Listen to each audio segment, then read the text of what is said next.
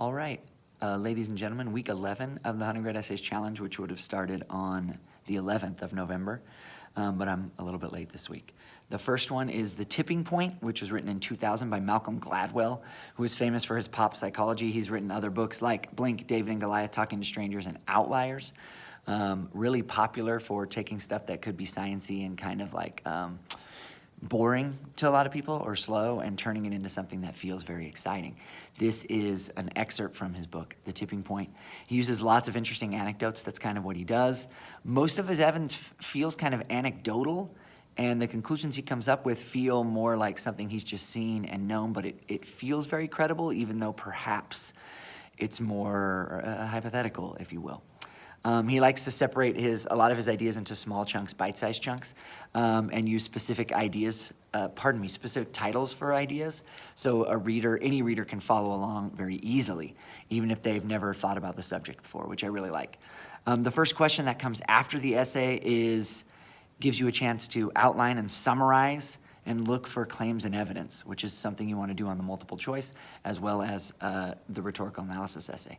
The next essay is The Company Man by Ellen Goodman. It was written in 1979. It's very ironic, somewhat satirical.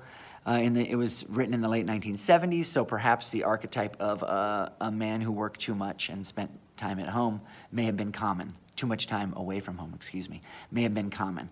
The editor, Robert Diani, states that Ellen Goodman doesn't present the character she's talking about, who is a Phil, as a complete and complex character, but she's making a point about what should be important in our lives.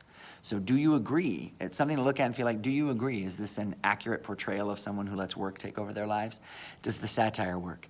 And finally, consider why she wrote the final line in The Company Man.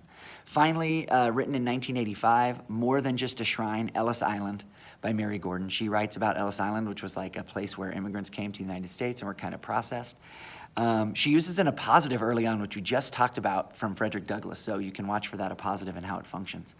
It's very much like a memoir. She switches modes a lot, which question 2 asks about, like we talked about with Asimov, where he moves from like an anecdote and being self-deprecating, and then he goes to historical narration.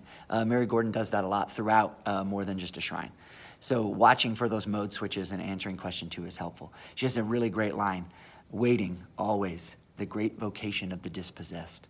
And she's really talking about immigration, which is always a hot button topic, is right now in 2019, and even was in 1985, as she came from Ireland and her grandparents came from Ireland, and she's here, considers herself an American, but someone indebted to Ellis Island, and so she really feels the gravity of Ellis Island. All right, so that's week 11, and I'll try to be on time next time.